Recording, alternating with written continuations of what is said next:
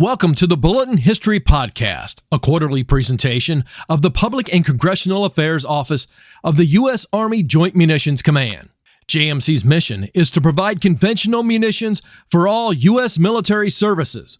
We currently manage 17 arsenals, depots, and ammunition plants around the country. But over the history of the Army, hundreds of installations have contributed to this mission. The goal of the Bulletin History Podcast is to tell the stories of our installations and the communities supporting them. We're not sure we can cover them all, but let's try. Please welcome your host, Dr. Paul Thomas Ferguson. Thank you, Mark, for that introduction. Welcome, everyone, to Episode 2 of the Bulletin History Podcast. As you can already tell, if you listened to our first episode, we've made a few upgrades since then. As we think of other tweaks, we'll keep adjusting things and try to give you the best possible listening experience. If you have any suggestions along the way, please let us know. With that said, let's move on to our next excursion into history. For this episode, we move to Richmond, Kentucky, home of Bluegrass Army Depot. Bluegrass was established in 1941 in anticipation of U.S. involvement in World War II. It began operations in 1942 as a storage depot for ammunition and other supplies. In 1964, the installation merged with Lexington Signal Depot to become Lexington Bluegrass Army Depot. The facility in Lexington closed in 1999, since which time the Richmond site has operated as Bluegrass Army Depot. The closest community to the Bluegrass site is Richmond, located in the foothills of the Appalachian Mountains. Today, Richmond has approximately 36,000 residents, making it the third largest community in the Bluegrass region after Louisville and Lexington, as well as the sixth largest city in the state of Kentucky. Long before it became host to Bluegrass Army Depot, Richmond was the site of one of the largest Civil War battles fought in the state of Kentucky. All told, there were 21 individual conflicts in the state during that war, of which arguably 13 were official, large-scale battles. However you define it, the Battle of Richmond was among the most significant battles ever fought in Kentucky. More on that shortly. There are a few more historical bridges we need to cross before we burn that one. And like a true history nerd, I'm going to take you back to the very beginning. The lands in eastern Kentucky that would become known as the Bluegrass region had been occupied sporadically for thousands of years before European settlement, let alone the arrival of the U.S. Army. The earliest known people to live in the Bluegrass region were Native Americans belonging to the Adena culture. This civilization flourished from approximately 1000 BCE to 200 BCE, an era known as the Early Woodland period. Occupying a relatively confined area in the eastern Ohio River Valley, the Adena culture was an agrarian society, most noteworthy for its pottery, art, trade networks, and the construction of extensive earthworks. In particular, members of the Adena culture built hundreds of burial mounds, several of which still exist in Kentucky, Indiana, Ohio, West Virginia, and even western Pennsylvania. The Adena culture was the predecessor of the Hopewell tradition, which moved into the Ohio River Valley from New York around 100 BCE, and became the most dominant culture in that region during the Middle Woodland period, which ran from 200 BCE to 500 Common Era. Unlike the Adena culture, the Hopewell tradition was noteworthy for maintaining significant cultural interaction with numerous aligned tribal groups. Utilizing the continent's interconnected waterways, the Hopewell tradition expanded until its influence stretched from Lake Ontario to Florida. The Hopewell tradition thrived because of this extensive spread, which allowed the exchange of ideas and customs among more than 20 regional subsets of the culture, which themselves spread traditions of the cultures they had replaced. For example, the Ohio Hopewell culture, which occupied the territory we're discussing today, borrowed mound building from the Adena culture, and then added their own earthworks to the landscape. As a result, areas occupied by the Ohio Hopewell culture contained the highest concentration of mounds and ceremonial sites within the entire Hopewell tradition. Toward the end of the Middle Woodland period, changes in construction reveal increasing concerns about warfare within subsets of the Hopewell tradition. The number of large earthen mounds declined, while villages added defensive works like ditches and palisades, and trade with increasingly hostile groups declined. Comparatively little activity took place in eastern Kentucky from the years 500 to 1000, the late woodland period. This era saw cooler temperatures, which led some game to migrate south and west. The introduction of the bow and arrow likewise caused some areas to be overhunted, while simultaneously making war more deadly. This required significant changes if the descendants of the Hopewell tradition were to survive. Some of them dispersed, following game migration. Others built fortifications around small population centers, abandoned significant building projects, and experimented with agriculture that was more permanent, particularly the planting of squash, beans, and maize. The last pre-Columbian people to inhabit eastern Kentucky were members of a culture known as Fort Ancient. The Fort Ancient people, who lived between 1000 and 1750 Common Era, occupied the same lands previously held by the Adena and Ohio Hopewell cultures, and may have descended from those groups, though historians have not reached a consensus on that point. The Fort Ancient people introduced agriculture to Ohio as early as the year 1000. At this point, their villages consisted of 40 to 50 people from a few dozen nuclear families. Although these early villages were occupied year-round, they were not permanent, lasting only a generation or two before being forced to shift to new lands and new reserves of game. By the year 1200, villages held up to 300 people, and lasted perhaps 25 years before exhausting area resources. The Fort Ancient culture also reintroduced mound building. While some of these structures followed prior traditions by serving as burial sites, other Fort Ancient mounds were constructed as effigies, in the shape of people or animals, serving religious and ceremonial purposes outside of burial.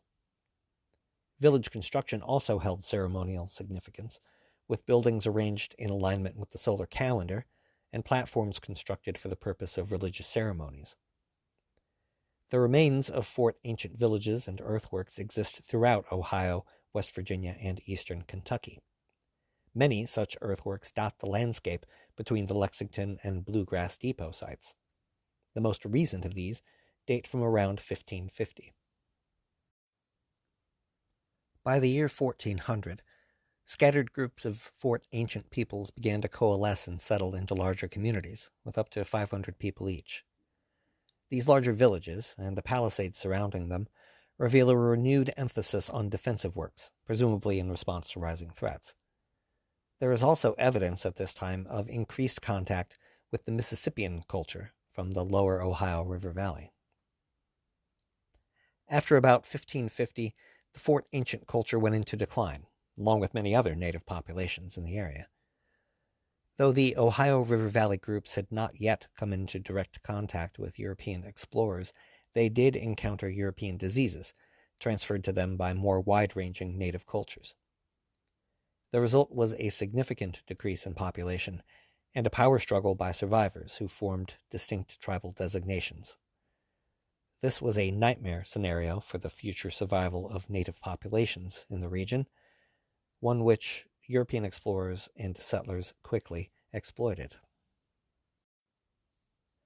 The first modern native population to call Kentucky home was the Shawnee Nation, one of several Algonquian tribes scattered between the Middle Atlantic and Canada.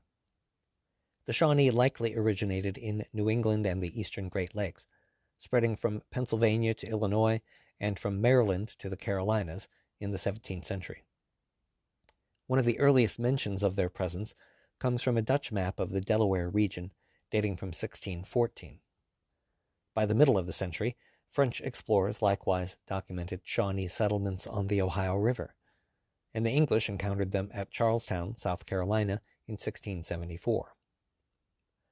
Throughout the late 17th century, direct contact with Europeans, along with additional pressure from the Iroquois in the northeast, led to a century-long conflict known as the Beaver Wars. This protracted struggle was at heart a fight over the fur trade. On one side stood the Iroquois League, supported by allies England and the Dutch Republic. On the other side stood France, supported by allies from every native tribe hostile to the Iroquois. The breadth of this war, along with the increasing power of the Iroquois and incursions by Europeans, forced the northeastern Shawnee to disperse.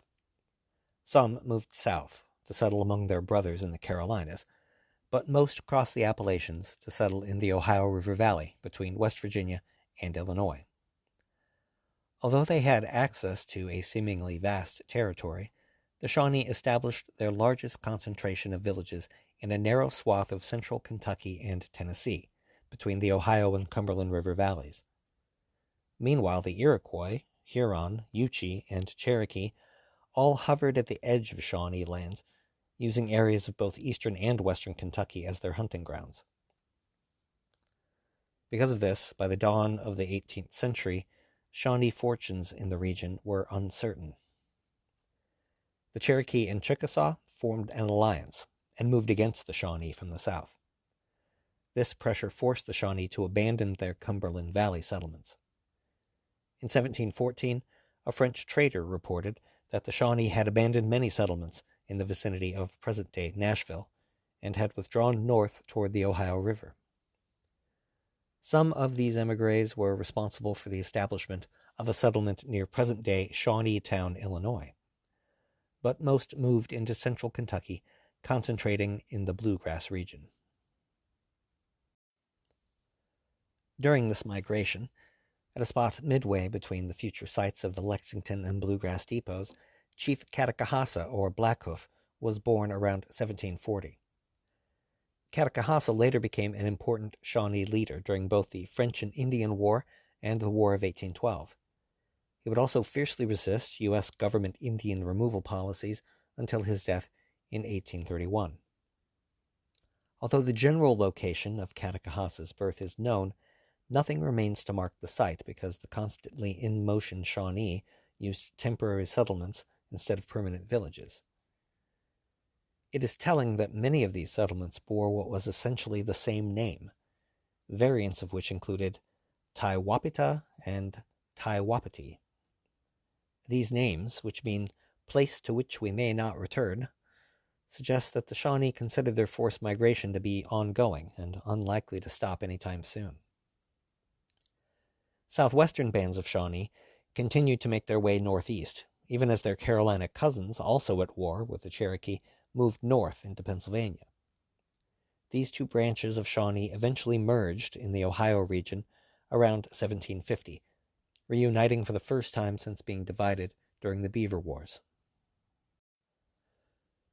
The story of early European settlement in Kentucky is well known and centers on one person, Daniel Boone. Even today, eastern Kentucky abounds with tales of Daniel Boone, so much so that it can be difficult to tell fact from fiction. Although the emphasis on this pioneer might sound forced, it is justified. Daniel Boone was one of the first men of European descent to lay eyes on the region.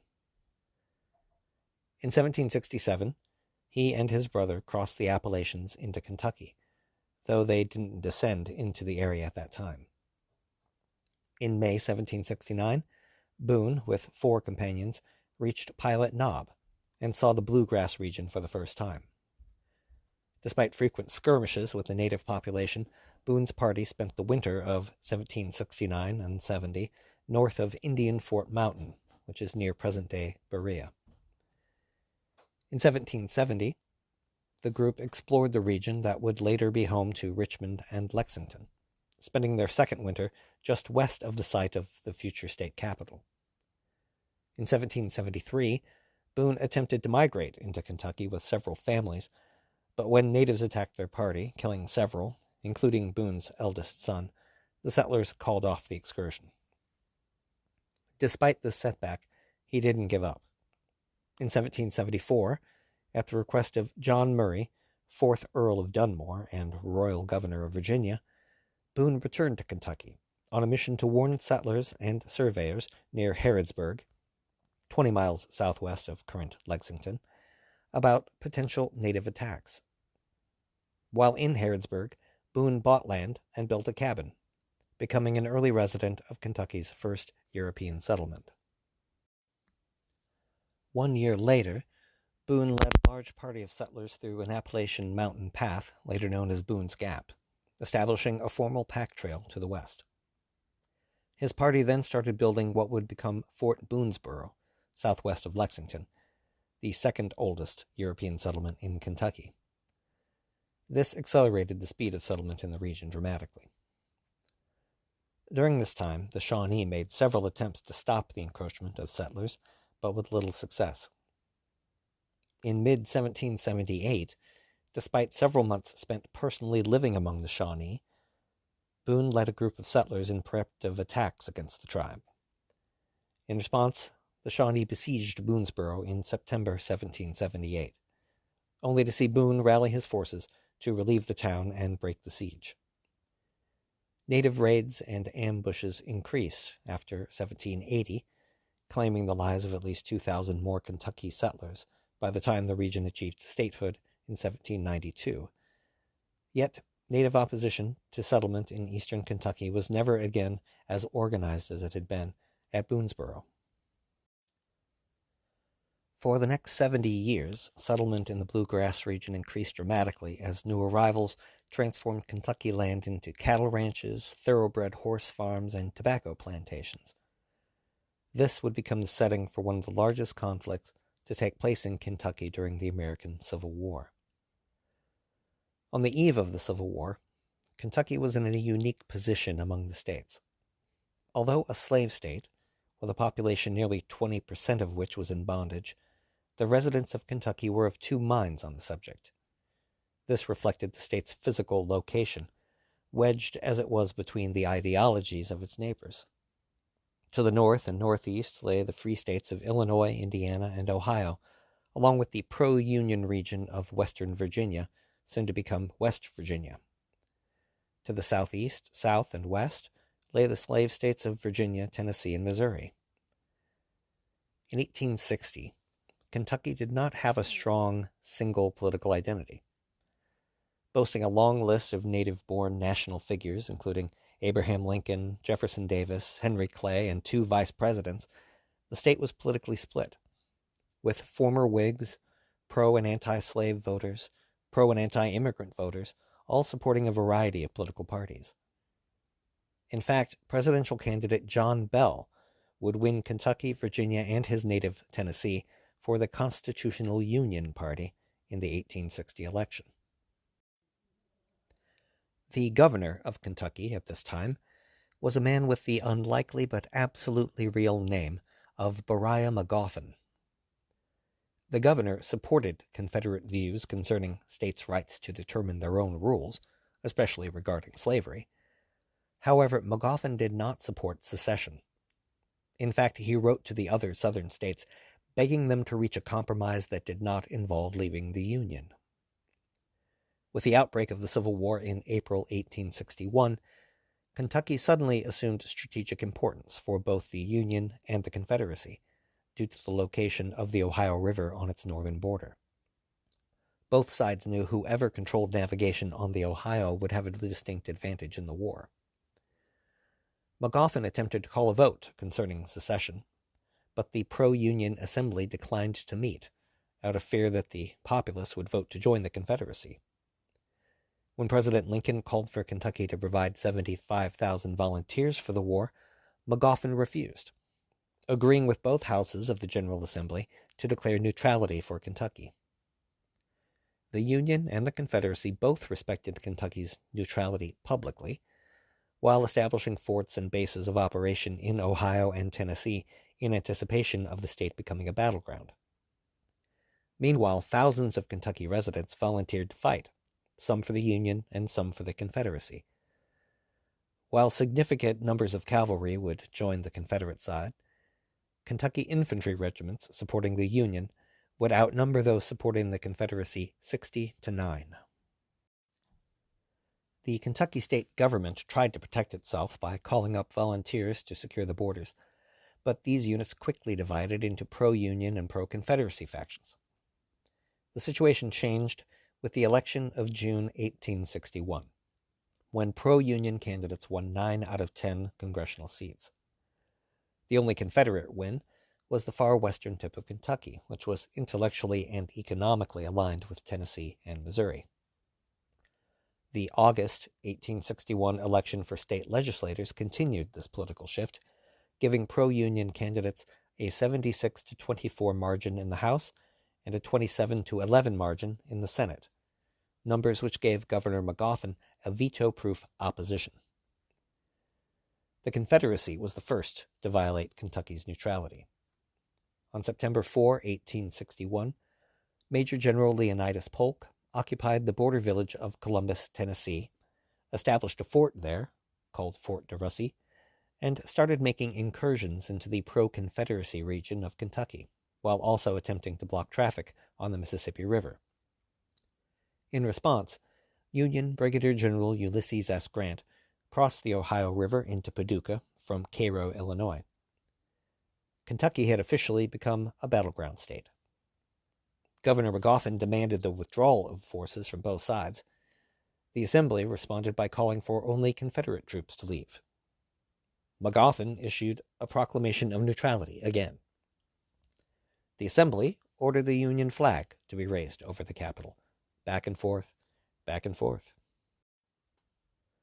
Confederate sympathizers met in Bowling Green in November 1861 and created a shadow secessionist government with a new governor because Magoffin refused to support what he considered an anti-democratic body. This version of the Kentucky government was admitted as a Confederate state in December 1861. Though part of the Confederacy throughout the war, it mainly existed on paper and had little influence on the events that followed. The first significant conflict in Kentucky was near the Tennessee border south of Richmond, at the Battle of Mill Springs in January 1862. There, adverse weather and organizational confusion on the part of the Confederacy led Union General George H. Thomas to victory over Major General George B. Crittenden's forces, whose field commander, Brigadier General Felix Zollicoffer, had been shot and killed during the battle after mistakenly joining a regiment of the Union infantry. More significant were the subsequent battles at Fort Henry and Fort Donelson, which took place on the western half of the southern border. These critical installations on the Tennessee River fell to Grant on February 5th and February 15th, 1862, forcing the Confederate Army to abandon western Kentucky, retreating from Columbus first to Bowling Green, then to Nashville, Tennessee, and finally to Corinth, Mississippi. Between February and August 1862, the most significant activity in Kentucky came at the hands of Confederate cavalryman John Hunt Morgan, who conducted raids throughout the state, disrupting Union supply lines and destroying villages along the Ohio River.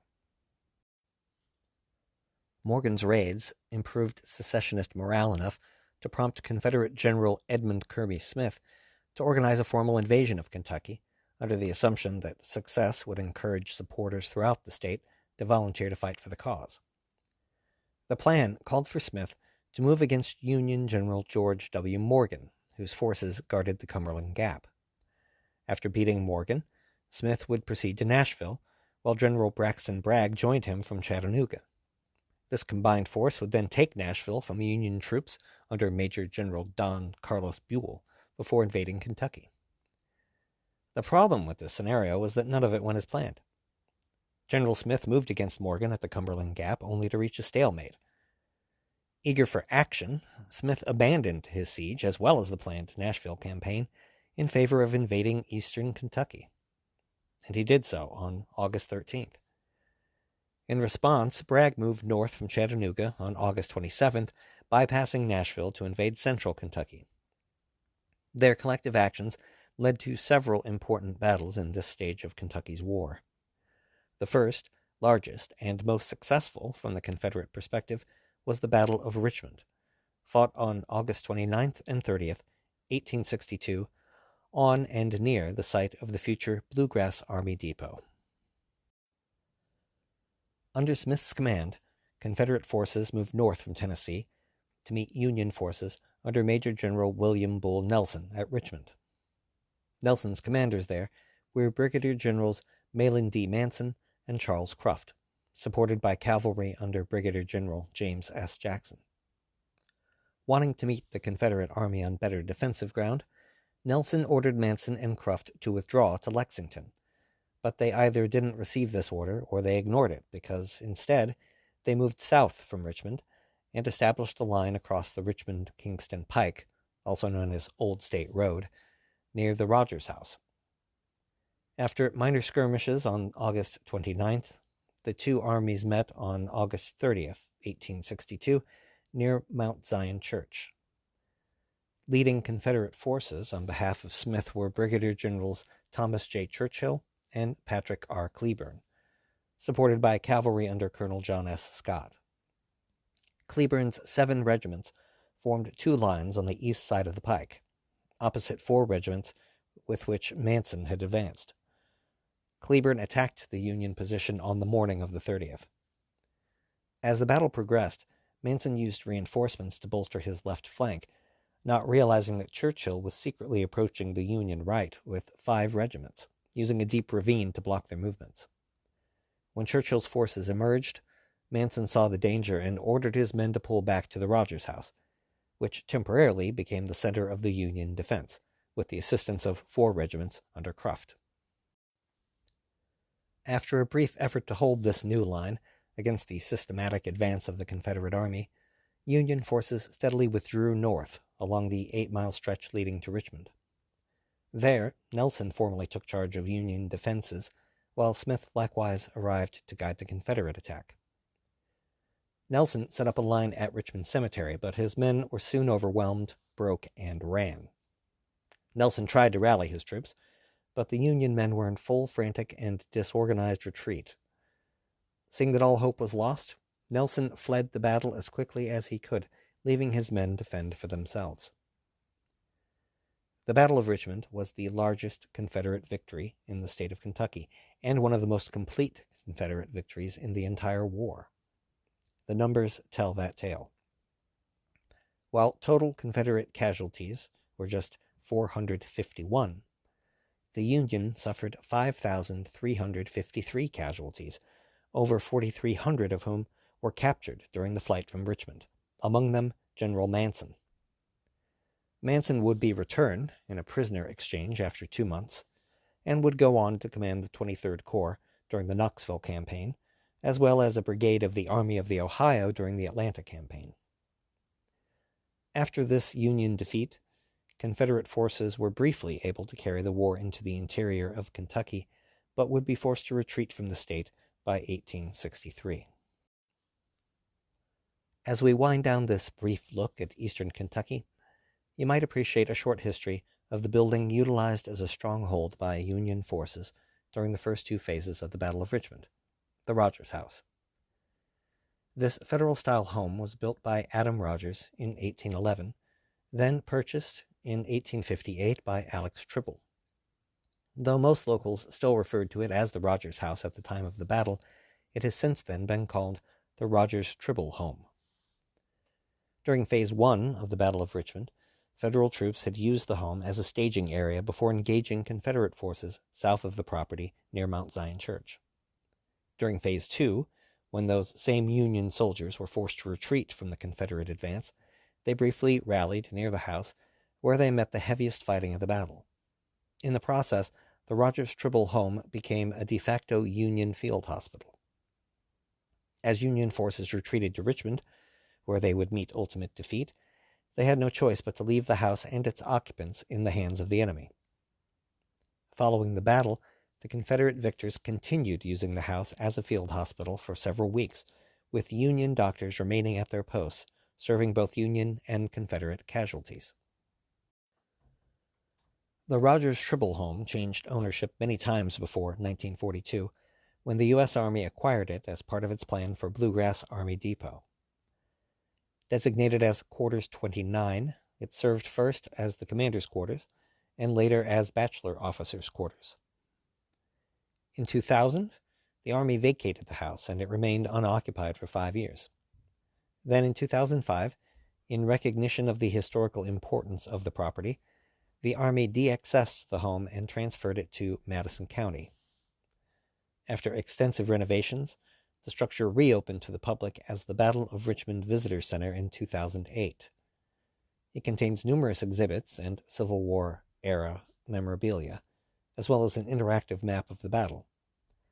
The numerous historical markers on and near Bluegrass Army Depot also pay tribute to the region's colorful past. One final curiosity. Among those battlefield doctors laboring at the Rogers Triple Home at the Battle of Richmond was Captain Bernard Irwin, a Union physician who stayed throughout the engagement, tended the wounded as a prisoner after the battle, and later brought medical supplies from Cincinnati to voluntarily continue ministering to the casualties from both sides. Irwin already had a reputation by then, though. In February 1861, he had led a successful rescue mission, recovering 14 captured soldiers from an Apache band led by Cochise. Irwin would eventually receive the Medal of Honor for these actions in 1892, even though the award had not yet existed at the time of the events.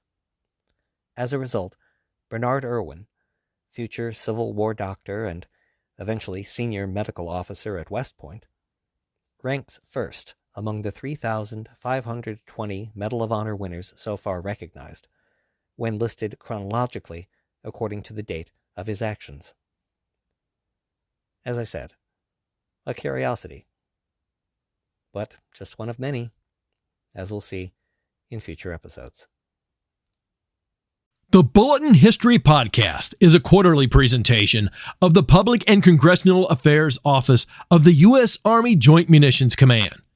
Research, writing, and presentation by Dr. Paul Thomas Ferguson. Music by the Perpetual Notions. Announcer Mark Kane. Thank you for listening. We hope you join us for our next episode. Until then, we're history.